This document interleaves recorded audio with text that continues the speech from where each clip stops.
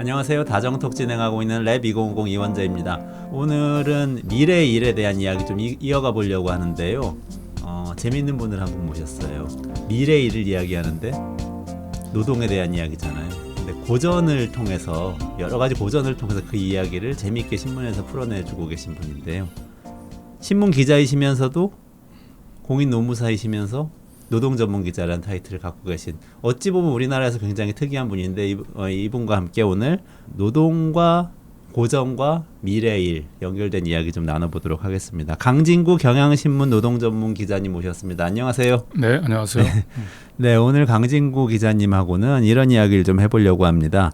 처음엔 일단 고전으로 보는 노동 이야기라는 이 고전과 관련된 이 노동 이야기를 쭉 연재를 해주셨는데요. 그 내용을 좀 들어보고요. 그리고 노동의 형태가 지금 굉장히 빠르게 변하고 있는데 변화하는 노동의 의미, 역사 속에서 어떤 상황에 있는지 좀 짚어보도록 하고, 마지막으로 그래서 우리는 앞으로 무엇을 준비해야 되는지 좀 이야기를 나눠보도록 하겠습니다. 저도 기자 생활 예전에 했었는데요. 네. 기자들은 보통 아주 일반적으로 여러 가지 일을 얇게 다루는 게 보통 기자들의 특징인데 공인 노무사 자격증까지 갖추시고 굉장히 전문적으로 노동 문제를 파고드는 기자로 지금 이 타이틀도 노동 전문 기자로 갖고 계신데요. 어떻게 이렇게 되셨는지 좀 궁금합니다. 예, 제가 노동 전문 기자로 관심을 가지게 됐던 거는 2011년서부터 12년 사이 2년간 경향신문 노조위원장을 지냈습니다. 그래서 노조위원장 하고 난 뒤에 편집국에 복귀하면 뭐를 할까? 이제 기자 생활 이제 길면 한 15년 정도 뭐 이런 하다가 그 동안에 제가 뭐 정치, 경제, 사회부에서 그냥 조금씩 한 5년, 6년씩 일을 했지만 어쨌든 그 남은 기자 생활 동안은 제 나름대로 천착하고 싶은 하나의 전문 분야를 선택을 해서 기자 생활을 마무리하고 싶다라는 생각을 하다가 노조위원장을 하면서 이제 그 노동 문제에 관심을 가지게 됐고, 그래서 편집국에 복귀하면 노동과 관련한 전문 기자로 한번 일을 해보고 싶다. 그런 차원에서 가능하면 어쨌든 뭐 전문성을 좀 쌓는 차원에서 좀 노무사 자격도 취득하면 어떻겠냐고 해서 또 어쨌든 취득을 했고, 그래서 이제 회사에 복귀해가지고 이제 노동 전문 기자로 활동하고 있습니다. 그럼 공인 노무사 시험을 봐서 합격해서 자격증을 따신 거예요? 그렇죠. 남들은 그거 이제 따가지고 세무를 하려고 또 열심히 해도 잘 안 되기도 하는데 그 기자 생활 하시면서 굉장히 바쁘셨겠어요. 예, 그래서 그런 질문들을 사실을 이제 많이 봤는데 그 노무사 시험이라고 얘기하는 게 사실은 제가 기자 생활 한 20년 정도 한 부분들이 상당히 시험 공부에는 좀 도움이 좀 되더라고요. 사실은. 왜냐하면 2차 시험이라고 얘기하는 게 논술형 시험이에요. 그리고 각 과목별로 제한 시간이 있어요. 그러니까 마감 시간하고 비슷하게. 그렇죠. 기자 제한된 시간에 그 정확하게 그 문제의 의도를 파악을 해서 그 의도에 맞게끔 자신의 주장을 마감 시간에 가능한 한 압축적으로 표현해내는 능력. 그리고 우리는 뭐 또 지금은 이제 많이 노트북이 지급됐지만 처음 기자 생활을 할 때는 모든 사람들 얘기하면 다 이렇게 그 글로 메모를 받아 적잖아요. 그렇죠. 펜으로 다 써서 그렇죠. 수첩에다 써서. 그래 아직도 이제 그 2차 시험 같은 경우는 다 일일이 손으로 적어내거든요. 그래서 손으로 이렇게 속기하는 능력들이 요즘 보니까 젊은 친구들이 많이 부족한 것 같더라고요. 그래서 그런 차원에서도 저는 기자 경력 20년이 시험 그 적합성이라고 한 차원에서는 굉장히 도움을 많이 받았던. 기자 생활하면 로스쿨하고 변호사 되는데 도움이 된다는 얘기를 제가 들은 적이 있었는데 공인 노무사 시험 보는데도 도움이 됩니다, 여러분. 기자 생활. 근데 기자 시험도 통과해야 된다는 또 문제가 있습니다. 감사합니다. 그래서 노동운동 하시다가 노동 전문가 기자가 돼야 되겠다는 생각을 하신 아주 특이한 이 경력이신데요. 아니 그렇기도 하고 사실은 이제 기자 생활하면서 이제 가장 그 현장에서 부딪히는 어려움들이 이제 그 정보하고 전문성의 비대칭성 있잖아요. 그래서 그 대개 출입처에 가면 공무원들 또 이제 외부의 전문가들 하면 사실 기자들이 출입처에 있는 공무원들하고 비교하면 우리가 접근할 수 있는 정보가 대단히 한정적이잖아요. 그리고 그들하고 비교해서 전문성도 사실은 떨어지게 되고 그러니까 항상 그러다 보니까 발표하면 받아서 그냥 쓰게 되고 이런 거죠. 그래서 저 친구들이 얘기하는 부분들이 과연 제대로 된 정보에 기초해서 제대로 된 그 정책을 내놓는 건지 어쩐지 사실 판단하는 데 있어서 항상 뭔가 그 마땅치는 않은데 그렇다고 마땅히 사실은 감이 조금 좀 줄어들고 그렇잖아요. 상대적으로. 네, 네. 그래서 그 뭔가 공인노무사라고 하는 전문 그 자격사를 준비하게 된 이유 중에 하나도 사실은 최소한 정보의 비대칭성은 몰라도 전문성의 비대칭성은 좀 극복을 좀 해보자. 그 나도 같은 전문가의 반열로서 한번 취재원들하고 같은 선에 동등한 선상에서 한번 취재를 해보자. 이런 욕심들이 사실은 좀 있었고요. 그래서 실제로 뭐 취재를 할 때 가끔씩 그 공인노무사라는 자격 때문에 상대방 취재원이 저를 좀 이렇게 좀 존경해주고 네. 그런 식으로 이제 취재에 응하는 경우들을 좀 많이 좀 접해봤어요. 살짝 속이고 싶다가도 또 뜨끔해서 못하는 그런 경우도 있겠네요. 그렇죠. 네. 특히 노동부 관료들뿐만 아니고 사실은 이제 검찰 쪽에서도 이제 공안 검사들이 이제 노동 문제를 다루잖아요. 근데 공안 검사들이 사실은 그 사법 시험도 그렇고 사실은 사법연수원이나 뭐 그리고 검사 생활하면서 노동 문제, 노동법을 제대로 공부할 수 있는 사실 기회가 없어요. 그래서 노동법에 대해서는 대단히 잘 모르는 그쪽 분 입장에서 보면 좀 미안한 얘기지만 비전문가들이 많습니다. 그래서 어떤 면에서 보면 제가 그 몇몇 그 노동 문제와 관련된 그 검찰에서의 그 사건 처리의 미숙함, 불안전함과 관련해서 제가 취재를 할 때는 그 검사를 상대로 거꾸로 사실은 제가 좀 이렇게 노동법에 대한 전문가 입장에서 그 검사들 상대로 취재를 할 때 좀 가르친다는 느낌을 가지고 제가 취재를 한 경우도 좀 있었어요. 예. 이렇게 전문성을 갖추면서 이 언론인들이 좀 글을 써나가면 훨씬 이 언론 환경이 좋아질 것도 같은데요. 근데 그 사실 전문성을 활용하셔서 실제 이 취재를 할 때도 도움을 많이 받으셨지만 또 재밌는 글을 많이 쓰셨어요. 그래서 제가 재밌게 본 시리즈물인데 고전으로 보는 노동 이야기라는 시리즈물 지금 경향신문에 연재를 쭉 하셨었죠. 그래서 거기 보니까 뭐 어린 왕자 이야기와 노동 문제를 연결도 시키시고 친숙한 장발장 레미제라블 이야기와 노동 문제도 연결시키시고 하셨었는데 조금 그게 어떤 이야기인지 좀 소개를 해주시겠어요? 예, 제가 이제 고전으로 보는 노동 이야기는 2008년 이제 제가 8월 그때부터 처음 시작을 했었는데 그때로 이제 되돌아가 보자면은 이제 문재인 정부의 이제 노동 존중 그 철학 노동 존중 정책이 갑자기 뭐 최저임금 인상 때문에 국가 경제가 망가지니 어쩌니 뭐 이러면서 흔히 얘기하는 속도 조절론 얘기가 나왔잖아요. 그렇죠. 그래서 최저임금법 개정안 부분들이 좀 노동계에서 우려하는 방향으로 변질이 되고 주 52시간 문제도 굉장히 논의가 무슨 탄력 근로 이제 확대라든지 뭐 이런 걸 통해서 뭐 좀 변질될 우려가 좀 보이기도 했고 그래서 전반적으로 그 이 문재인 정부의 노동 존중 그 사회라고 하는 철학들이 좀 퇴색을 하고 다시 또 전통적인 그 기업 위주의 경기 성장론이 이제 고개를 좀 들기 시작을 하면서 뭔가 좀 우리 사회 이런 부분들에 대해서 뭔가 좀 새로운 담론을 좀 던지려면 기존의 좀 담론 구조에서 좀 벗어나서 좀 더 큰 얘기를 좀 해야 되겠다. 그래서 사실 이제 고전이라고 얘기하는 게 어떻게 보면 우리 삶의 근본적인 문제에 대해서 그 인사이트를 사실은 제공해 주는 작품이잖아요. 그래서 노동 문제와 관련해서 좀 뭔가 고전을 통해서 우리가 너무 당연시하고 익숙해져 있는 우리의 가치라든지 우리의 그 고정된 그 노동자를 바라보는 시각이라든지 이런 부분들에 대해서 뭔가 좀 우리 내부에 스스로 좀 근본적인 좀 반성과 좀 성찰을 한번 제공하는 계기를 한번 좀 삼아보자. 이제 이런 차원에서 제가 이제 고전으로 보는 노동 이야기라고 하는 걸 시작하게 됐습니다. 근본적인 성찰을 한번 해보기 위해서. 어떤 이야기들을 하셨습니까? 제가 이제 첫 번째로 시작했던 게 이제 하이데거 얘기를 가지고 철학자 이제 하이데거. 철학자 하이데거 얘기를 가지고 시작을 했는데 묵직합니다. 사실은 뭐 저도 뭐 하이데거의 철학들을 뭐 제가 정통한 사람은 분명히 아닌데 다만 하이데거를 읽는 데 있어서 저한테 주는 가장 큰 이제 그 울림 중에 하나가 우리 이제 대부분의 사람들 같은 경우는 빈말과 호기심 속에 이제 살아간다는 얘기를 해요. 그래서 그걸 어떻게 보면 우리 인간 존재는 세상에 퇴락해 있는 존재다라고 얘기를 하죠. 그래서 그 빈말과 호기심 그러고서 세상에 퇴락해 있는 존재로부터 그 본래적으로 자기 내면에서 우러나오는 그 양심의 목소리에 귀를 기울이면서 뭐 좀 어려운 용어긴 한데 본래적인 실존으로 거듭나야 된다라고 얘기하는 게 이제 하이데거가 이제 했던 얘기거든요. 그래서 이제 그런 차원에서 보면 그 문재인 정부에서 얘기했던 노동 존중이라고 하는 단어는 상당히 낯선 단어예요, 대한민국에서. 그렇죠? 그렇죠. 우리는 항상 그 기업 그 위주의 성장에 익숙해져 있었고, 그렇죠. 그래서 노동 존중이라고 하면 굉장히 생경하고 낯선 단어잖아요. 그래서 그 거꾸로 공격을 그래서 뭐 소득주도 성장론이라고 얘기하는 건 족보에도 없는 성장론이다. 이런 공격들을 많이 받았었습니다.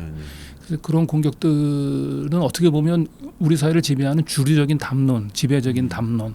그건 하이데거가 얘기하면 어떻게 보면 빈말과 호기심.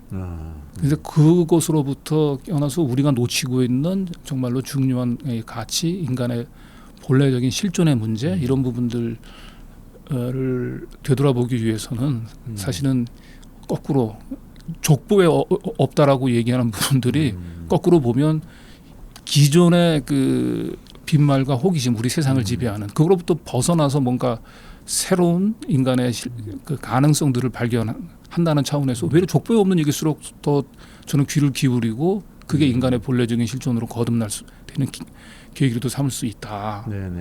그래서 이제 하이데거는 불안과 두려움이라고 하는 부분들 우리는 보면 되게 좀 쉽게 비슷비슷한 개념 같다잖아요. 근데 그건 하이데거는 구분을 했어요. 불안과 두려움. 그렇죠. 두 가지를.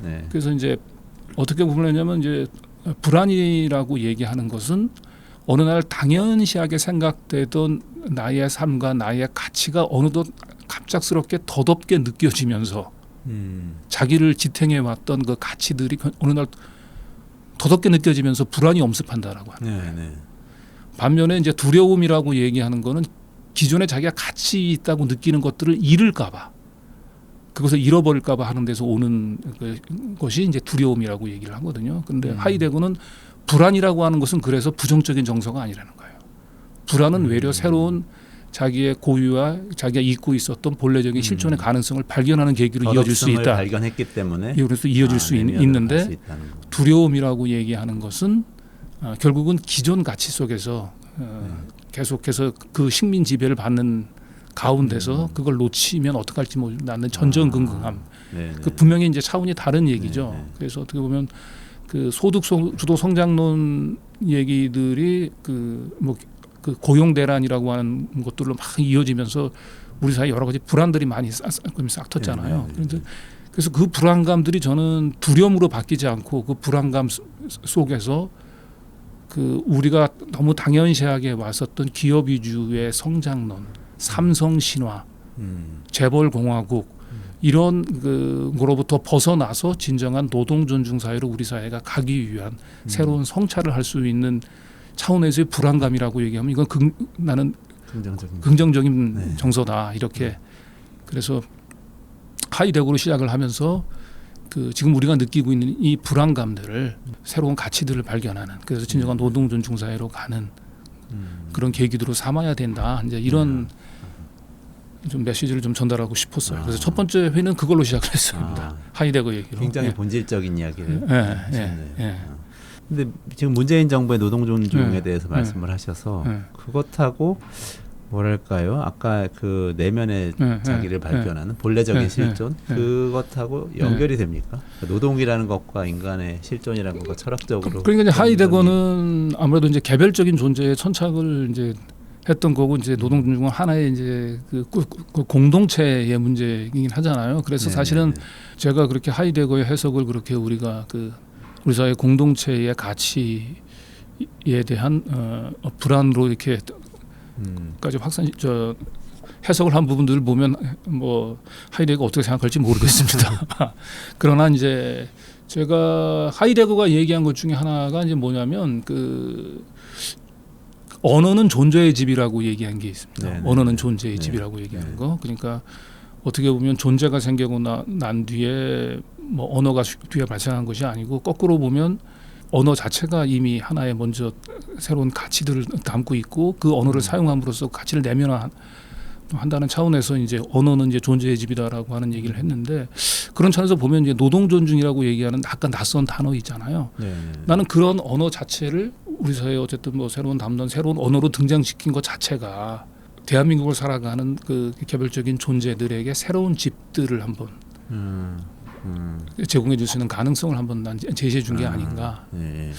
뭐 그런 차원에서 우리가 낯선 그 낯익은 공간들이 있잖아요. 네. 이 폐지를 줍는 할아버지도 왠지 그 폐지를 줍는 자기 자신보다는 우리 재벌들이 무너지면 어떨까 이런 거 뭐 걱정한다고 얘기하잖아요. 맞아요. 그러니까 우리 사회의 공간들은 어쨌든 재벌 공화국이라든지 기업이 성장해야 노동자도 성장한다든지 이러한 그 기업 위주의 성장론 담론이 그동안에 우리가 살아갔던 우리 존재들이 집이었다고 얘기한다면 노동 존중이라고 하는 건 뭔가 새로운 집인 거죠. 우리가 살아 새로운 집을 제시하는 그런 차원에서 한번 굉장히 큰 변화를 의미할 수도 있는 이 언어네요.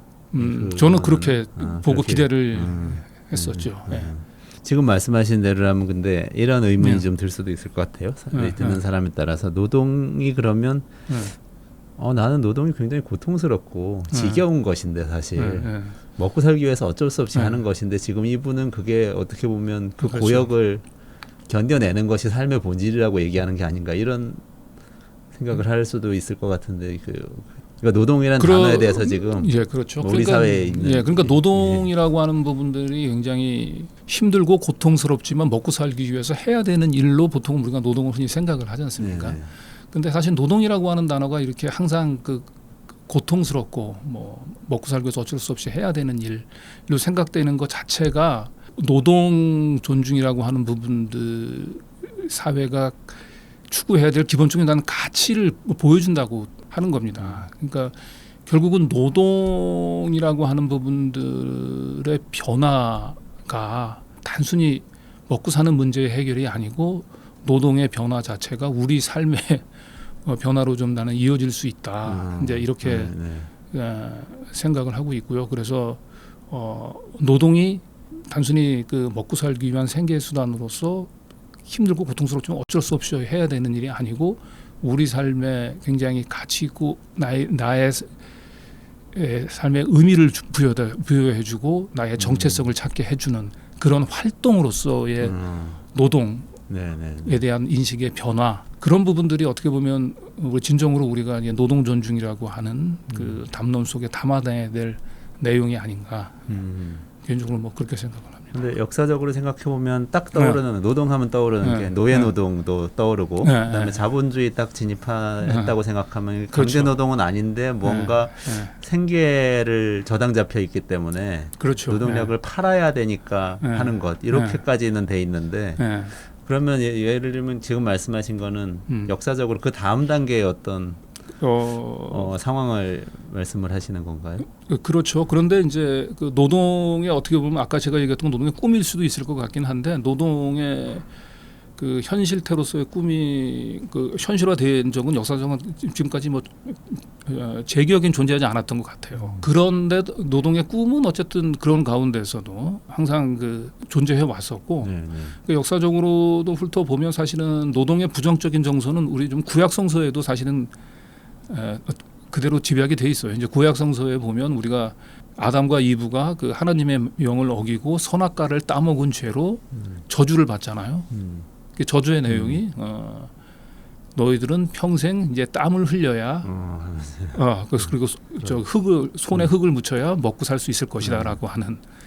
그래서 어떻게 보면 노동이라고 구약 성서에 나타나는 노동은 신의 그 계명을 어긴 것에 대한 죄에 대한 벌로 이제 출발을 했던 건데 사실은 이제 뭐 역사적으로 좀 더 보면 뭐 그리스 시대 때도 노동이라고 얘기하는 거는 인간의 가장 고유하고 본질적인 삶은 스스로 자기 내면을 들여다보는 관조와 반성, 성찰 이런 거고 노동이라고 얘기하는 거는 그런 관조적인 삶들의 방해가 되는 활동이라고 해서 가능하면 노동 시간을 좀 줄여야 된다. 그래서 관조적인 삶을 좀 넓혀야 된다라고 하는 것들이 이제 그리스 시대 때 우리가 흔히 잘 아는 아리스토텔레스 같은 분들도 이제 그렇게 생각을 했었던 시기가 있었죠. 그리고 노동은 노예의 하는 거고 그렇죠. 네. 그 시민들이라고 하면 가능한 한 노동을 노예한테 미루거나 불가피하게 노예를 부릴 수 있는 경제력을 갖추지 못하면 노동시간을 최소화하면서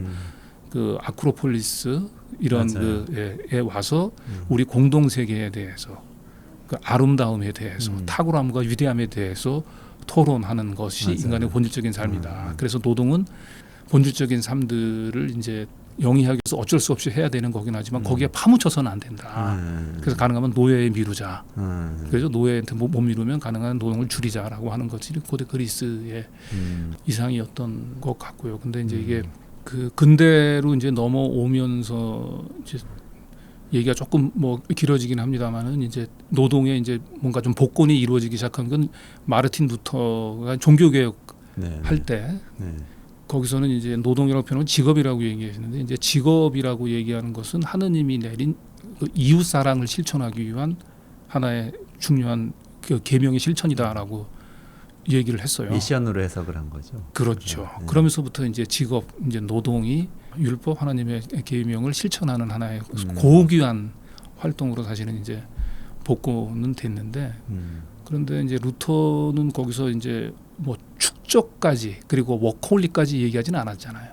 네네. 네? 기본적으로 이웃에 대한 따뜻한 애정과 동정을 기초로 해서 그런 동정을 구체적으로 표현하는 하나의 방법으로서 직업을 얘기한 거고 노동을 얘기한 건데 우리가 잘 알듯이 이제 서구 막스 베버가 얘기했던 서구 자본주의를 태동을 가득케 했던 그 자본주의 정신의 태동이 이제 그 켈빈이즘이잖아요. 켈빈이즘. 켈빈이즘은 이제 더 많은 축적이라고 얘기하는 것은 자기가 하나님으로부터 구원을 받은 사람이라고 하는 것을 보증하는 가장 확실한 수단이라고 얘기를 했고 그런 차원에서 루터의 소박한 노동이 켈빈이즘 통해서는 더 많은 좀 이렇게 축적을 위한 이제 노동 이제 그런 걸로 이제 신성시 됐고 그런데 이제 이런 종교적인 외피로 의미를 부여받았던 노동이 이제 근대에 넘어오면서부터는 그런 어쨌든 철학적이나 어쨌든 종교적인 고민이 없이 노동은 하나의 그냥 생계 수단으로 그리고 더 많은 생필품들을 확보하는 것들이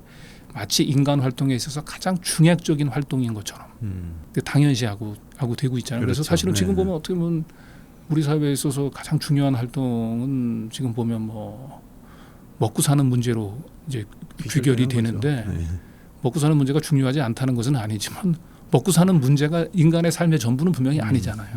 인간다운 삶이라고 얘기하는 게 단순히 먹고 사는 문제는 아닌데 그런 차원에서 이런 역사적인 연원을 더듬어 보면 이제 노동은 고통스럽고 힘든 과정을 거쳐서 먹고 사는 문제로 지금 하긴 했지만 인류가 태동한 이래 엄청난 생산력의 발전으로 사실은 보면 지금의 우리의 생산력으로 먹고 사는 문제는 해결할 수 있어요. 그렇잖아요. 그렇죠. 그 대한민국만 해도 뭐 지금 국민소득 3만 1,000달러, 인구 5천만 명 이상 되는 국가에서 국민소득 3만 달러가 넘는 국가는 7번째 국가라고 얘기하잖아요. 그래서 대한민국에 이런 정도가 되면 사실은 노동의 문제를 단순히 먹고 사는 문제로 이제는 바라봐서는 안 된다.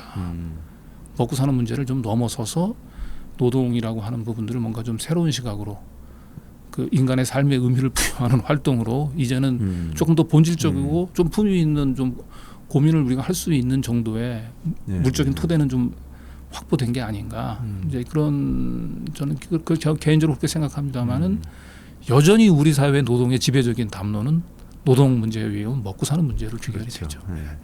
그런 문제를 극복한 사회가 있을까요? 현재 아니면 뭐 부분적으로라도 극복한 사례라든지. 저는 뭐 그게 제가 뭐 문헌적으로 사실 연구한 건 아니고 개인적으로 제가 5월달에 그 아주 재밌는 나라를 하나 방문한 적이 있어요. 어딘가요? 아프리카의 그 세이셸이라고 혹시 들어보셨어요? 세이셸이라고 하는 작은 섬나라거든요. 제가 아직도 지식이 많이 짧습니다. 아프리카의 마다가스카르 섬은 아십니까? 그죠? 알죠. 그 아프리카 동쪽에 있는 섬 마다가스카르 섬이죠. 그 섬에서 약간 한 100km 동북쪽으로 올라가면은 그 114개의 섬으로 이루어진 세이셸이라고 하는 나라가 있습니다. 이게 아프리카예요.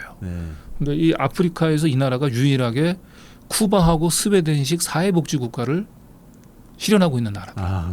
그래요. 그 굉장히 저도 놀랐는데 그냥 단순히 이제 그 세이셸의 관광청 한국 지사의 이제 초청으로 이제 관광 목적으로 갔다가 그 아프리카에서 거의 유일하게 쿠바하고 스웨덴식 사회복지 국가를 접목시킨 아주 굉장히 선진 사회복지 시스템을 구현하고 있는 나라인데 이 나라가 1인당 국민 소득이 한 7,000달러 정도 돼요. 네. 우리 한 절반 정도밖에는 안 되거든요. 네. 근데 민구는 물론 한 9만 8천 명 정도로 굉장히 진짜 소국이네요. 그렇죠. 작은 나라긴 한데 이 나라에서는 적어도 국민들이 먹고 사는 걱정은 안 합니다.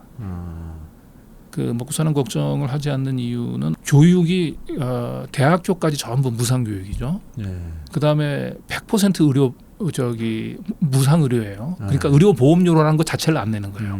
병원은 그냥 아프면 가서 하고 국가가 그냥 운영하는 거죠. 그러면. 그렇죠. 네. 그래서 그 나라 이제 의료 기술의 그 한계 때문에 해외에서 병을 고쳐야 된다. 해외로 간다면 그것도 다 비용을 다 국가에서 되죠. 부담을 해요. 그다음에 아이들이 이제 해외로 유학을 가겠다.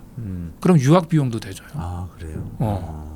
그리고 그 나라 국가에서 그 해외에서 대학에서 무슨 비자 발급이나 이런 거 하려고 하면 얘 이제 재정적인 능력 이런 것들을 보증하라고 얘기하잖아요. 그걸 국가에서 보증해줘요. 얘는 우리 국가에서 보증하겠다. 이런 식으로 국가가 부모의 역할을 대신 해주고요. 그래서 그 나라 최저 임금이 우리나라 돈으로 치면 한 50만 원쯤 되거든요. 월급 기준으로. 네, 한 50만 원 정도 되는데 제가 거기서 그 돌아다니면서 그 레스토랑에서 43살쯤 되는 그 여자 웨이트리스를 한번 만난 적이 있어요. 네. 근데 그분이 싱글맘인데 아이들이 3명이 있어요. 거기다가 65살 된 노모를 어머니를 데리고 살아요. 모시고 살아요.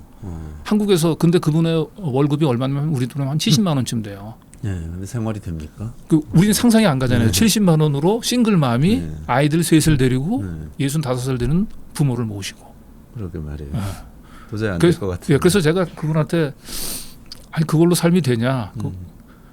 당신 봉급에 만족하냐? 그랬더니 봉급에 만족하진 않는데 그럼 얼마쯤 받으면 만족하겠냐라고 얘기했더니 한 100만 원쯤 받으면 만족하겠다라고 얘기를 해요. 그런데 그 삶이 그분의 삶이 사실은 가능한 이유가 있어요. 왜냐하면 아까 얘기했던 대로 기본적으로 아이들 가르치는데 비용 전혀 안 들어가잖아요. 아프고 뭐 하는데 다 아프면 병원비도 무료고 그다음에 그 60살 넘은 노모 있잖아요. 우리로 치면은 군식구라고 얘기하잖아요. 한국에서는. 그렇죠. 거기서는 먹여 살려야 되는. 그분이 주요한 수입의 원천이에요. 어떻게? 왜 그러냐면 거기는 63살이 되면 국가에서 의무적으로 최저임금의 90%를 연금을 지급을 해요. 우리로 따지면은 기초연금이 최저임금의 90%인 셈. 그런 거죠. 그러니까 그 어머니가 군식구가 아니고 최저임금의 90%를 벌어들이는 굉장히 주요한 수입원인 거예요. 그래서 어머니가 있지만 둘이서 버는 거고. 그다음에 아이들 앞에 들어가는 교육비라든지 의료비 이런 것들은 없는 거고. 그리고 매년 이제 국가에서 그 빈곤선을 설정을 해서 그 빈곤선 이하에 있는 가구들은 다 또 국가에서 직접 방문을 해서 맞춤형 컨설팅을 통해서 이 문제를 해결해 줘요. 그래서 그 나라에서는 제가 보기엔 먹고 사는 문제는 고민을 안 해요. 적어도 젊은 사람들이. 근데 그 젊은 사람들의 고민은 자기가 뭔가 좀 멋진 일을 하고 싶다는데 그게 잘 안 되는 게 좀 그 젊은이들의 불만이에요. 인구가 9만 8천 명이고 섬나라고 하니까 그렇죠. 많은 기업이 있는 것도 아니고 많은 도전 기회는 없는 거예요. 그러니까 그래서 많은 친구들이 지금 해외로 가요. 해외로 이제 새로운 자기 그 꿈을 찾아서 가는데 쉐이셀에서는 뭐 그것도 우리로 치면은 이제 해외 유학생들한테 돈을 국가에서 지원해주면 몇 년간 의무 복무 이런 거 있잖아요. 네? 거기는 그런 게 없어요. 없어요. 그러니까 그 나라 기본적인 철학은 아니 우리 아이들이 우리 쉐이셀에서 태어나서 지들의 미래 꿈을 펼치겠다고 얘기하는데 그걸 국내에서 펼치건 해외에서 펼치건 그걸 지원해 주는 건 국가의 당연한 의무지. 굉장히 재밌네요. 그렇게 해서 젊은 친구들이 많이 빠져나가는데 그게 걱정이 안 되냐라고 얘기했더니 쉐이셀에 있는 사람들이 하는 얘기는 뭐냐면 젊은 친구들이 해외에서 빠져나가는 거 이상으로 나이 든 사람들 중장년들이 쉐이셀로 이민 같은 사람이 다시 들어온다는 거예요. 역이민은. 그러니까 여러 나라를 돌아다녀 봤지만 자기네 나라만한 곳이 없다고 생각을 하고 결국 나이 들어서는 다시 오고 해외 나가서 굉장히 전문성들을 굉장히 쌓는 일들을 많이 했잖아요. 고급 인력들이 다시 돌아오는 거예요. 그래서 그 나라는 그렇게 이제 유지가 되는데 굉장히 작은 나라지만 너무 배울 게 많은. 그래서 나라였고 그리고 한 가지 더 이제 소개를 하자면 거기 최저임금 제도가 아까 있다고 얘기했잖아요. 네네네. 굉장히 독특해요. 그 최저임금이 두 가지예요. 네. 그래서 정규직에 적용되는 최저임금이 있고 캐주얼 워커라고 해가지고 네네네. 비정규직에 적용되는 최저임금이 있어요. 네. 근데 비정규직에 적용되는 최저임금이 더 높아요. 아 그렇군요. 한 15% 정도 더 진짜 높아요. 우리가 배워야 될 점이네요. 그렇죠. 그러니까 사용자가 네가 그 고용 불안정성을 주면서 네가 고용을 한다고 한다면 그것에 대한 대가를 지급해라라고 하는 거잖아요. 그래서 저는 굉장히 당연한 것 같은데. 굉장히 당연하죠. 그래서 우리 현실에선 꿈꾸기 굉장히 어려운 일이네요. 그렇죠. 그리고 사실은 고전으로 본 노동 이야기에서도 제가 좀 그걸 쓰려고 했는데 조금 양이 없어서 조금 뭐 쓰진 못했습니다만은 그 스미스의 그 국부론에도 애덤 스미스의 국부론. 그렇죠. 애덤 스미스의 국부론에도 그 비슷한 얘기가 나와요. 그러니까 거기는 이제 스미스는 임금을 결정하는 여러 가지 요인 중에 하나로 뭘 얘기하냐면 그 안정적인 그 임금, 안정적인 소득을 취할 수 없는 계층들한테는 더 높은 임금을 지급해야 된다라고 하는 얘기를 스미스가 해요. 그래서 사실 그게 무슨 비정규직에 더 높은 임금을 준다라고 얘기하는 게 무슨 사회주의적인 발상이 아니고 어떻게 보면 그 자본주의 그 원조라고 할 수 있는 영국에 있는 스미스가 국부론에서 했던 얘기 그 이상을 사실은 어떻게 보면 그 쇠실의 나라가 뭐 실천하고 있는 것으로도 볼 수 있죠. 그래서 그 경제가 어떻게 작동하는지 그런 건 좀 궁금할 수도 있습니다만, 근데 그거보다 오늘 주제는 노동이니까 거기서는 사람들이 일을 할 때 이야기 나누신 분 있잖아요. 일을 할 때 좀 다른 의미를 가질 수가 있는 건가요? 쇠실의 나라에서 그런 체제니까. 거기서 깊은 얘기를 나누지는 못했습니다만은 거기는 굳이 노동을 안 해도 사실은 먹고 사는 문제가 해결이 어느 정도 되거든요. 그러니까 일을 한다라고 얘기하는 거는 뭔가 그 일을 통해서 자기 그 일의 성취감이라든지 일의 보람이라든지 자기의 그 존재 가치라든지 이런 부분들을 뭐 확인하는 일이 아니면 그 나라 사람들은 좀 일을 잘 안 하려고 해요. 그래서 그 나라의 가장 큰 고민이 그 공동체를 구성하는 데 있어서 필요한 우리가 얘기했지만 3D 잡들이 있잖아요. 근데 그런 부분들에 있어서는 젊은 친구들도 웬만한 사람들이 잘 그 일을 안 하려고 하거든요. 그런 단순 반복적이고 이런 업무에서 자기의 어쨌든 뭔가 그 일을 통해서 자기의 존재를 확인하기가 쉽지 않잖아요. 그렇죠. 그러니까 그 나라가 대부분 그런 3D 일들은 이제 그 인근에 있는 인도라든지 아니면 동남아시아에 있는 노동자들이 많이 와서 일을 하고 또 그렇게 되는군요. 그쪽에서 고임금 업종이 이제 그 IT라든지 아니면 거기는 이제 그 관광 그 가이드 이제 이런 부분들이 굉장히 이제 고임금 업종인데 그것과 함께 또 다른 고임금 업종이 그 시에서 그 나라 국가에서 고용하는 그 환경 미화원이에요. 왜냐하면 미화원 업무는 굉장히 고되잖아요. 그런데 굉장히 그 사회 시간에서 굉장히 반드시 필수 불가결한 업무 중에 하나인데 누구든지 잘 안 하려고 하니까 그 임금을 굉장히 파격적으로 높였다고 하더라고요. 그러니까 꼭 필요한데 안 하려고 사람들이 안 하려고 하는 일이 있으면 처우를 잘해주고 임금을 높여주면 된다. 뭐 그런 생각인 거네요. 그렇죠. 아주 당연한 시장 원리인 것 같은데. 근데 또 우리 현실에서는 그렇게 되지 않고 있는 일이기도 해요. 저는 이런 생각이 드는데 지금 말씀하신 그 노동에 대한 얘기를 들으니까 저희들이 이렇게 그 미래 일에 대해서 연구하면서 여러 사람들이 인터뷰를 했는데요. 주로 어떤 사람들이 인터뷰했냐면 일을 재밌다고 하는 사람이 일을 재밌어하고 이렇게 기꺼이 하는 사람들.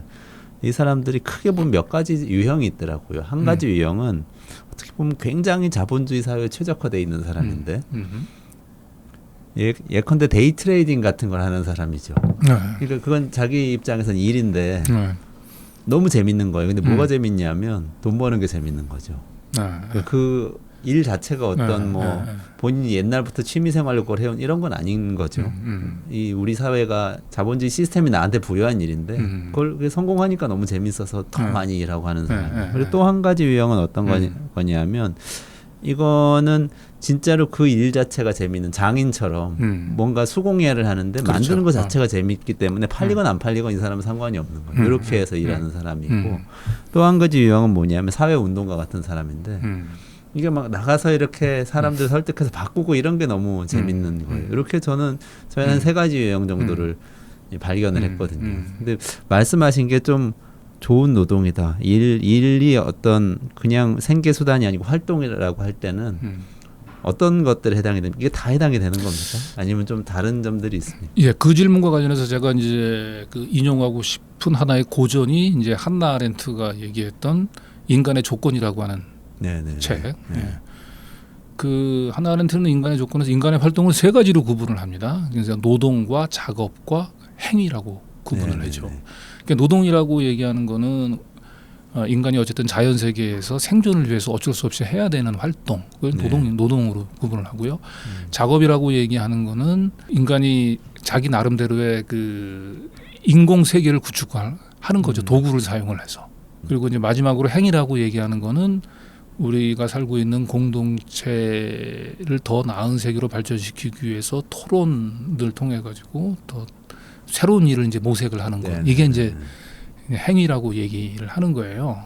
그러면 이제 지금 이제 우리 그 방금에서 이제 말씀해 주신 거에 따르면 그 데이 트레이딩은 이제 제외하고요. 그 뭔가 자기가 가진 어떤 뭔가 손끝에 있는 재주를 발휘해서 장인 정신을 통해서 뭔가 새로운 것을 만들어내고 거기서 성취감을 느끼는 것.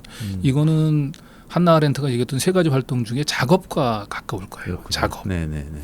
그리고 그 뭔가 사회 운동가, 그죠? 자기가 그 나름대로 우리 사회에 관련해서 뭔가 새로운 이야기들을 하고 그걸 통해서 우리 사회가 뭔가 좀 의미 있는 변화들을 좀 일으켜가고 그런 걸 통해서 보람을 얻고 하는 거는 한나 아렌트가 이건 3가지 활동 중에 행위하고 관련이 되어 있을 거예요. 그런데 이제 그 한나 아렌트는 그 우리가 근대로 넘어오면서 이 3가지 영역 가운데서 노동이 가장 지배적인 활동이 됐다는 거예요. 그래서 그 장인, 우리가 이제 작업이라고 하는 건 장이잖아요. 장인 정신이 담당하고 장인들도 점점 임노동자화하고, 그렇죠? 그리고 그렇죠. 장인들이 담당하던 그 고유한 업무도 점점 이제 뭐 기계로 대체가 되면서 점점 장인이 담당하고 있는 업무는 축소가 되고 단순 반복적인 업무로 가면서 장인적인 노동이 단순한 노동으로 지금 가고 있잖아요. 그리고 시민의 공동체를 위해서 활동해야 되는 행위라고 하는 부분들, 그 시민으로서의 활동, 이거는 사실은 보면 지금 현대 사회에서는 보통 사람들 같은 경우는 선거하는 날 투표하는 거 외에는 자기가 시민으로서 자기 존재를 확인할 수 있는 기회가 없거든요. 이제 그래서 한나 아렌트는 얘기하면 그 노동이 인간의 3가지 활동적 삶 중에서 과거엔 다 이것이 존재했었는데 특히 그리스 시대, 고대 그리스가 근대 세기로 넘어오면서부터는 노동이 지배적인 활동이 됐고 인간은 먹고 살기 위한 더 많은 생필품을 만들기 위해서 끊임없이 그 노동을 해야 하는 것이 근대 세계가 노동자에게 인간에게 내린 최대의 형벌이다. 그런 표현까지 좀 하거든요. 그래서 보면은 이제 아까 얘기했던 그 3가지 일에서 보람을 느끼는 부분에서 2번째하고 3번째는 어떻게 보면 우리가 인간의 고유한 활동적 삶에서 우리가 잃어버렸던 작업과 행위하고 관련된 활동이라고 저는 이제 생각이 되고, 다만 이제 데이 트레이닝과 관련된 부분들은 또 이제 막스 베버가 그런 얘기를 했어요. 아까 제가 막스 베버 얘기를 좀 언급했지만 그 막스 베버가 이게 서구 자본주의 발달을 거기는 그 이 자본주의 정신의 발달로 봤잖아요. 그러니까 자본주의 정신의 발달은 마르틴 루터의 종교 개혁에서 직업을 하나님의 소명으로, 그다음에 켈빙이 축적이라고 하는 거는 자기의 구원 받은 존재임을 확증받을 수 있는 보증 수단으로 이렇게 종교적인 의미를 부여하 오다가 시간이 흘러가면서 이제 노동은 이제 완전히 세속화됐고 그 막스 베버가 그런 얘기까지 해요. 그래서 지금 현재 미국 사회에서의 노동, 그다음에 직업, 이거는 일종의 스포츠 게임과 비슷하게 됐다. 더 이상 의미가 없다. 그래서 과연 우리가 현대인의 사람들이 이제 어떤 식으로 이 자기 하고 있는 일에 대해서 의미를 부여할 것인가 해답을 주진 않아요. 다만 비판은 좀 하죠. 그 거의 이제는 종교적인 의미도 사라지고 일종의 스포츠 게임과 같은 걸로 변해버린. 그 막스 베버가 했던 이야기. 예, 막스 베버가 했던 그 전에 그런 프로테스탄티즘과 자본주의 윤리하고는 예. 또 이렇게 그렇죠. 그 예. 뒤로 바뀌었다는 얘기를 하는 거네요. 현대 사회는 굉장히 바뀌었다. 막스 베버가 이런 얘기를 했어요. 이제 맨 마지막에 정리하는 김에 직업을 최고의 정신적이고 문화적인 가치들과 직접 연결하는 것이 불가능하기 때문에 이제 노동은 경제적 강제로 받아들일 수밖에 없다. 영리 추구에서 종교적인 의미가 완전히 사라진 지역에서는 기업 활동, 직업 활동은 경쟁력과 결부된 스포츠나 다름없다. 이런 얘기를 해요. 그렇군요. 네. 그래서 미래에 누가 이 쇠창살 안에 살아가게 될 것인지, 끔찍하고 소름 끼치는 발전이 끝나갈 무렵 새로운 예언자가 출현할 것인지, 자포자기 상태에서 기계적이고 화석하던 인류가 출현할 것인지는 아무도 알 수 없다. 이렇게 이런 말로 끝내거든요. 예. 뭐 느낌이 좀 있지 않아요? 그러네요. 예. 지금 새로운 예언자로 출연하신 것 같은데요, 강 기자님이. 예. 그래서 데이 트레이닝을 얘기하다면 어떻게 막스 베버가 얘기했던 게임과 같다. 스포츠 게임과 같다. 이제 의미를 잃어버린 노동을 어떻게 보면 단적으로 대변해주고 있는 놀듯이 막 하는데 그 안에서 일종의 그냥 쾌감을 느끼기도 하고 뭐 이런 상황인 거네요. 그러면은 조금 현실 얘기로 돌아와 보면 지금 이런 얘기가 활동이나 아까 말씀한 활동 중에서 이 작업이나 행위 같은 사람이 정말 보람을 느끼고 해서 하는 노동의 본질인데 우리가 잃어버린 것들을 복원시키자는 주장이시고 노동 존중 사회, 문재인 정부의 노동 존중 사회도 그런 것들이 이제 들어 있을 거라는 기대를 가지고 이제 말씀을 하신 것 같은데 이게 구체적으로 정책이나 제도 영역에서 할 수 있는 일이 있는 부분인가요? 어떨까요? 보통 우리는 회사에 나가서 지시를 받으면 지시받은 일을 한다. 그거를 성실하게 수행해내는 것이 나의 어떤 그렇죠. 노동자로서의 임무고 그거 다 하면 월급을 보상으로 받는 거고 그리고 퇴근하면 거기서 끝. 이렇게 생각을 그렇죠. 하잖아요. 거기는 이제 작업이나 행위 같은 여지는 별로 없죠. 그렇죠. 그러니까 이제 어떻게 보면은 이제 노동이 인간적인 노동으로 발전하기 위해서는 저는 기본적으로 일정한 생산력, 먹고 사는 문제를 해결해야 된다고 봐요. 이제 그런 차원에서 보면 한국이 과연 아직까지 노동의 담론을 먹고 사는 문제를 벗어나기 힘든 정도의 그렇게 가난한 나라냐. 이번에 제가 쉐이셸이라는 아프리카 가서 느꼈지만 거기서 한국에서 왔다고 얘기하면 다 부자 나라로 알아요. 그렇겠죠. 진짜. 그리고 우리가 진짜 인구 5천만 명 넘는 나라에서 3만 달러 일인당 국민소득 3만 달러 하면 7번째 나라라니까요. 우리 자꾸 이런 부분들을 우리는 간과하고 끊임없이 대한민국은 경제 위기, 우리는 먹고 사는 문제를 아직까지도 해결하지 못한 나라. 이런 불안감 속에 사실은 맞아요. 좀 있어요. 그런데 사실은 대한민국은 사실 먹고 사는 문제를 이미 해결한 나라고 제가 개인적으로 취재하면서 만났던 노숙자도 몇 명 있는데 노숙자도 적어도 굶어 죽는 걱정은 안 해요. 대한민국의 우리나라의 노숙자들. 대한민국 노숙자도 그들도 아침, 점심, 저녁을 어디 가서 먹어야 되는지 다 알아요. 먹고 사는 문제, 굶어 죽는 문제 가지고 그들도 최대한 걱정은 안 하는 나라인데 그렇다고 한다면 우리도 이제 우리 경제 수준에 걸맞는 노동의 담론을 좀 끌어올릴 필요가 좀 있다. 이제 그런 생각을 하는데 그런 차원에서 보면 아까 한나 아렌트가 얘기했던 걸로 돌아가자면 단순 반복적인 노동, 먹고 살기 위해서 어쩔 수 없이 해야 되는 노동들을 뭔가 그 작업이라든지 그죠 노동을 통해서 자기가 직접적인 노동을 통해서 성취감들을 느끼고 그 다음에 한 발 더 나아가서는 우리 사회의 의미 있는 변화로까지 이어지는 노동으로 그 노동의 의미를 조금 저는 좀 올릴 필요가 있고 그런 차원에서 이제 보자면 우리의 노동 존중이라고 하는 거는 그 구호의 거창함에 비해서 콘텐츠는 되게 빈약한 것 같아요.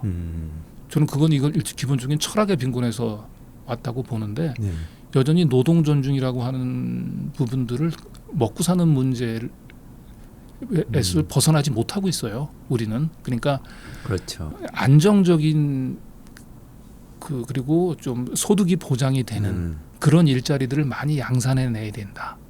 그렇죠. 그 정도에 머물러 있는 거. 그것이 이제 노동 존중으로 지금 생각을 하고 있거든요. 그런데 아까도 얘기했던 대로 진정한 노동 존중은 거기서 한 발 더 나아가서 의미 있는 노동으로 만들어야 되는데 우리는 안정적인 일자리 그리고 저녁이 있는 삶 이걸 그렇죠. 노동 존중으로 네. 얘기하잖아요. 그런데 저녁이 있는 삶이 노동 존중이 아니고 그거는 그 노동이 끝나면서부터 의미 있는 삶이 시작된다라고 하는 걸 전제로 하고 그렇죠. 있는 거잖아요. 네. 저녁이 있는 삶을 네. 꿈꾸는 거는. 그런데 노동 존중이라고 얘기하는 건 노동 그 자체가 의미 있는 삶이 돼야 되는 거예요.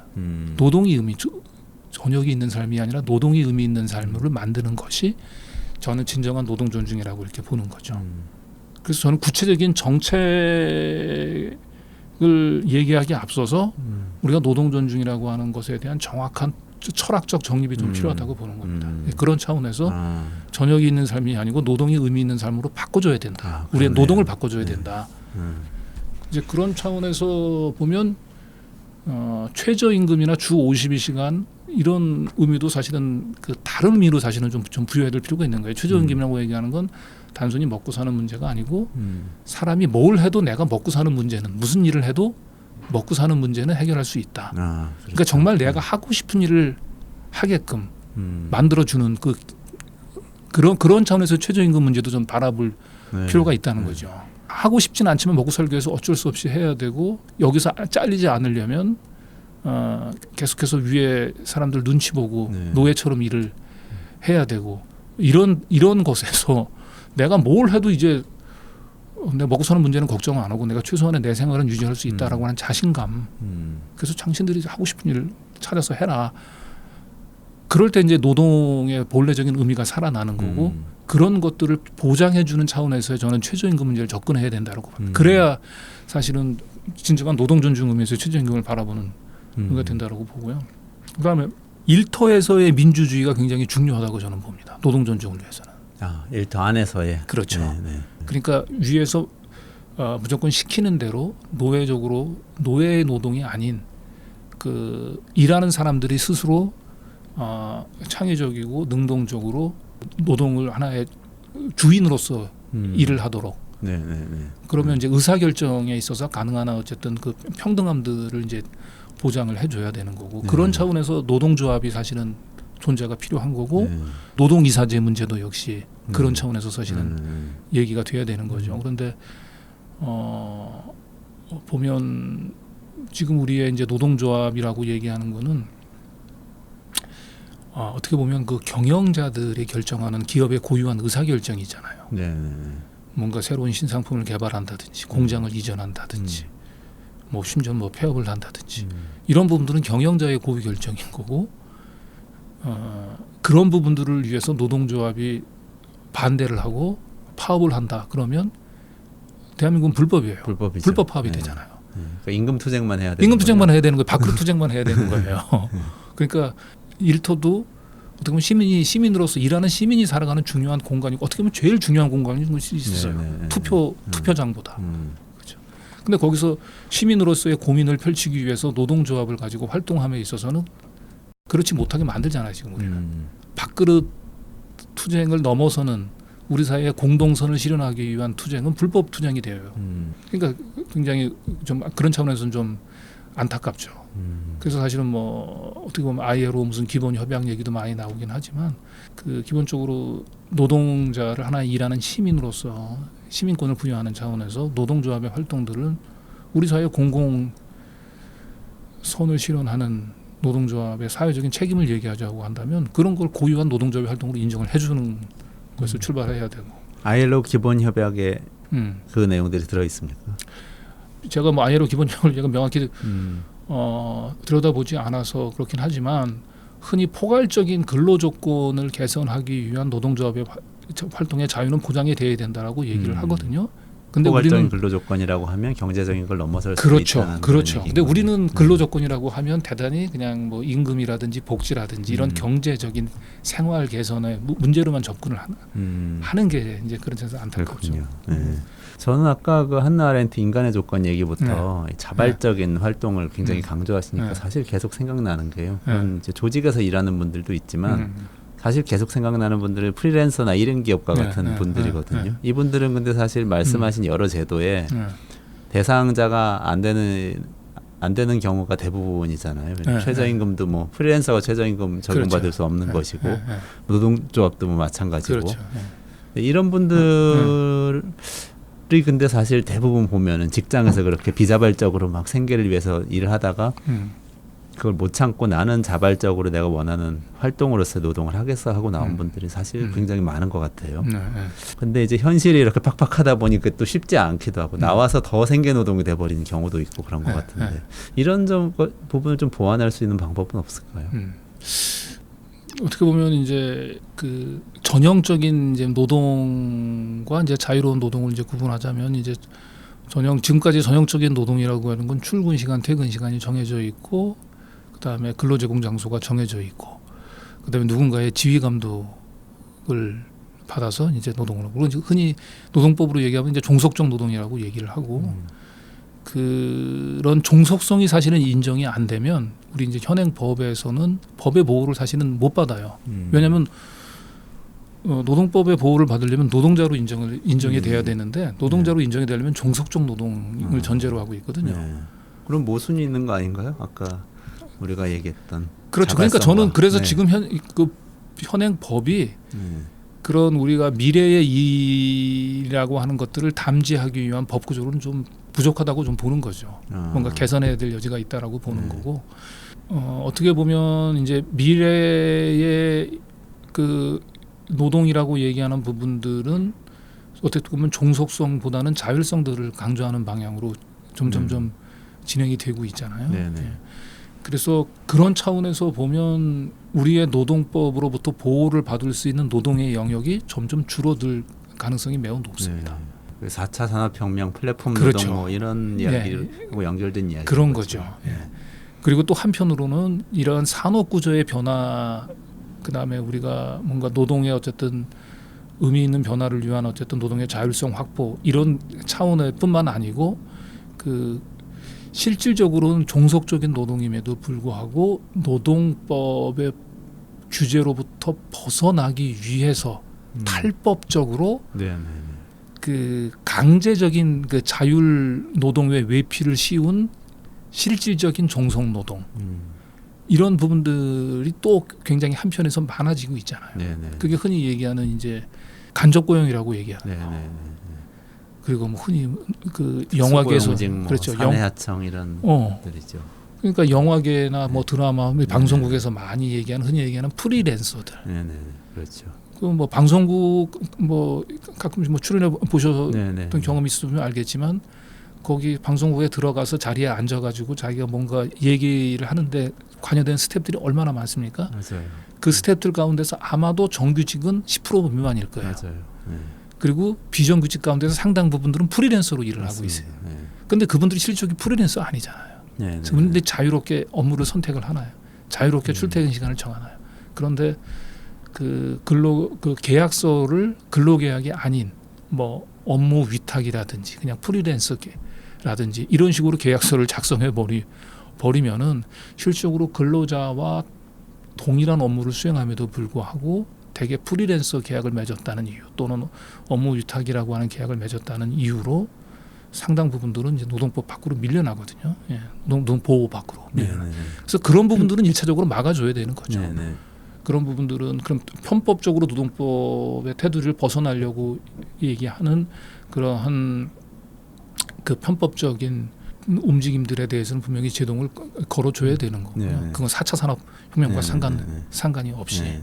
그런데 어쨌든 미래의 이 일은 분명히 자율성들을 강조하는 방향으로 나갈 겁니다. 예, 그런 차원에서 그것들을 좀 포괄하는 영역으로 노동법은 변해가야 되는 거예요. 그런 차원에서 보면 지금 현재 우리의 근로기준법은 아까도 얘기했던 대로 사용자의 그 종속성을 전제로 하는데 그게 아니고 종속성이니 자율성인 걸 떠나서 보편적으로 일을 하는 사람, 일을 하는 사람을 보호해야 된다는 취지로 전반적인 전 노동법들이 바뀌어 나가야 된다. 그럴 수 있겠네요. 네. 네. 만약에 그렇게 바뀐다고 하면 일을 하는 사람이라고 하면 예컨대 뭐 혼자서 식당을 운영하시는 분들 이런 분들도 일을 하시는 그렇죠. 분들이시잖아요. 예. 그러니까 굉장히 넓어지겠네요. 저는 혼자서 소프트웨어 개발하는 그렇죠. 예. 개발자 이런 사람들. 그런데 혼자서 개발을 하지만 어떤 식으로든지 우리 사회에서 그 관계를 맺고 일을 하잖아요. 그럼요. 그분의 업무가. 그거를 납품을 하고 뭐 그렇죠. 하는 거죠. 근데 그 가운데서 어쨌든 팔고. 지배적으로 그 사람의 어쨌든 노동 조건을 결정하는 사람이라는 게 있을 거예요. 그럼 그런 사람들은 그 지금 현재 노동법상 전형적인 사용자라고 볼 수는 없지만 직접적으로 고용계약을 맺고 있는 사용자라고 볼 수는 없지만 사실상 사용자로에 준하는 그 의무들을 사실은 좀 부과하는 그런 사람들도 현행 근로기준법이나 아니면 그 뭐 산업안전보건법 바깥 쪽에 있지만 실질적으로 사용자로서 지배적인 영향력을 행사하는 사람들은 노동법 안으로 끌어들여야 되고 단순히 종속적 노동을 하지 않는다는 이유로 노동법 밖으로 지금 배제되어 있는 분들은 우리가 노동법의 보호 영역을 일하는 사람이라고 하는 걸로 조금 넓혀야 되고 끌어들여야 되고 그리고 당장의 근로기준법이 어렵다고 한다면 최소한 노동조합법만이라도 노동조합법은 기본 정신이 근로조건을 국가가 나서서 표준적인 근로조건을 정하고 그걸 통해서 보장해 주는 게 아니고 노동자가 스스로 자기의 노동조건을 향상시키는 자주적인 결사, 합법적인 결사권을 보장을 해주는 거잖아요. 그런데 그것도 지금 보면 여전히 노동조합법상 노동자는 근로기준법보다는 조금 넓기는 합니다만은 여전히 그것도 종속적인 노동을 전제로 해서 우리가 흔히 얘기하는 특수고용 노동자라고 얘기되는 많은 분들이 노동조합법상 노동자로 인정받지 못해서 노동조합 결성이라든지 이런 것들을 합법성을 인정받지 못하고 단체 교섭이라든지 뭐 이런 부분들에서 많이 배제되어 있거든요. 그러니까 노동조합법만이라도 일단 그 노동자로 분류되는 그 범위들을 조금 확대해서 일하는 사람은 그 근로 형태와 상관없이 가능한 한 다 자주적으로 스스로 노동조합 또는 그와 유사한 단체들을 조직을 해서 그 단체 단결권들을 통해서 노동 조건을 개선할 수 있는 권리들을 보장해 줘야 되지 않을까. 근데 그 자율적인 노동자들이 실제 그 사용자를 확실하게 얘기를 할 수 없을 때는 이게 굉장히 오래 걸리고 좀 복잡하잖아요. 그 문제를 해결하는데 그럴 때는 국가가 더 역할을 해야 되는 거 아닌가요? 예컨대 특수고용직 문제만 하더라도 굉장히 그렇죠. 오랜 시간 동안 하나씩 지금 문제를 해결해 나가는데 그게 정말 10년, 20년의 시간이 흐르는데 그 과정 맞습니다. 안에서 많은 사람들도 고통을 겪고 그 과정에서 다 그만두는 분들도 많아지고 하는데 초기에 국가가 저는 그런 생각을 항상 했었어요. 근로기준법상 노동자의 권리가 있다고 하면은 그냥 국가가 나서서 그거를 일단 채워주고 사용자는 특정할 수 있게 되면 이제 거기 책임을 물리면 되는 거 아닌가. 이렇게 좀 바꿀 수는 없을까요? 그러니까 국가가 고용주로서의 의무를 대신하는 부분들은 지금 현행법도 물론 일부 있습니다. 그러니까 예를 든다면 어떤 기업이 부도가 나면은 퇴직금을 못 받잖아요, 노동자들이. 그러면 국가가 나서서 3년치 퇴직금들을 지급을 하고 있어요. 그건 어떻게 보면 국가가 이제 대신 고용주로서의 의무를 대신을 하는 건데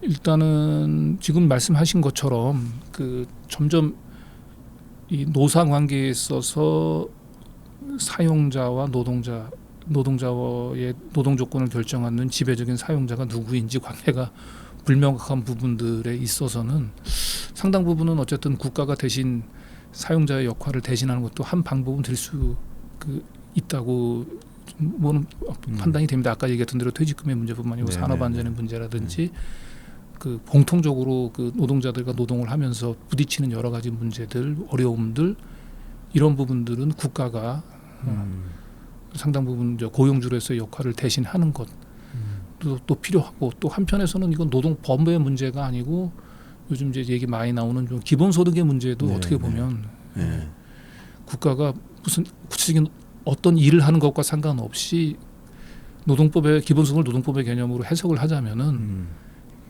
기본급을 지급을 하는 거죠. 국민으로 태어나서 어떤 근로를 제공하는지 상관없이 기본급을 모든 활동을 할 테니까 그렇죠. 가정하고 그런 것도 어떻게 보면 국가가 고용주의 의무를 대신하는 거로 볼 수도 있겠죠. 그러죠. 그렇군요. 근데 최근에 혹시 뭐 나경원 우리 자유한국당 대표가 그 얘기했던 거 혹시 기억하세요? 무슨 얘기하셨는지? 그 저기 뭐 근로기준법 얘기 예. 낡은 거고. 그렇죠. 그래서 근로기준법의 시대가 저물고 그렇게 얘기. 노동 계약 자유의 시대가 그 표현 오고 제가 있다. 정확히 기억은 안 납니다. 그렇게 얘기를 했거든요. 네. 근로기준법 시대가 이제 자유계약 시대가 도래하고 있다라고 얘기하면서 뭐 주 52시간이라든지 아니면 최저임금이라든지 이런 건 다 낡은 근로기준법의 시대인 거고 왜 주 52시간으로 규정하냐 이거죠. 더 일하고 싶은 사람들도 있는데. 그래서 이거는 다 이제 특히 이제 4차 산업혁명으로 오게 되면 아까 얘기했던 대로 그 자율성이라고 확대라고 얘기하는 게 굉장히 위험한 거거든요. 그러니까 이제 나경원 원내대표 같은 발상은 52시간 넘어서 일을 하고 싶은 분들도 있는데 그분들은 64시간이고 뭐 100시간이고 일을 하게 하자라고 하는 기본 발상을 하고 있는 거예요. 노무를 제공하고 있는 노무를 받는 사람들 간의 계약 자유를 인정해주는 쪽으로 가자 이거죠. 국가가 획일적으로 노동 조건을 정하기보다는 이게 굉장히 그럴싸해 보여요. 말인즉슨. 그런데 다 동등해야 그렇죠, 가능한 맞아요. 얘기잖아요. 그러니까 어쨌든 노무를 제공하고 제공받는 사람들의 계약 당사자가 힘의 역관계가 사실은 동등하다라고 하는 걸 전제로 한 건데 실제로 안 그렇잖아요. 미래의 그렇죠. 노동으로 자율적인 노동을 한다 하더라도 뭐 자기가 그 1인 창작자가 만든 창작물을 납품할 때 있어서 납품 받는 사람하고의 관계가 사실은 동등하기보다는 그렇죠. 네. 불공정한 그 힘의 역관계 속에서 계약을 체결한 경우가 많은데 그걸 계약 자유에 맡기게 되면 정글이 만들어지는 거죠. 그냥 그죠 인간 사회를. 그런 차원에서 최저한의 그 근로 조건을 국가에서 일정한 정도로 정해놓는 근로기준법을 통해서 정해놓는 거는 반드시 필요한 거죠. 그렇죠. 어떻게 보면. 그럼요. 오히려 그걸 넓히는 게 필요할 그렇죠. 수도 있겠고. 그리고 근로기준법을 이제 미래 시대에 맞게끔 아까 제가 얘기했던 대로 일하는 사람은 누구나 종속성 이런 걸 따지지 말고 보편적으로 보호하는 차원에서 근로기준법을 개정할 필요는 있긴 있지만 근로기준법을 달리 그냥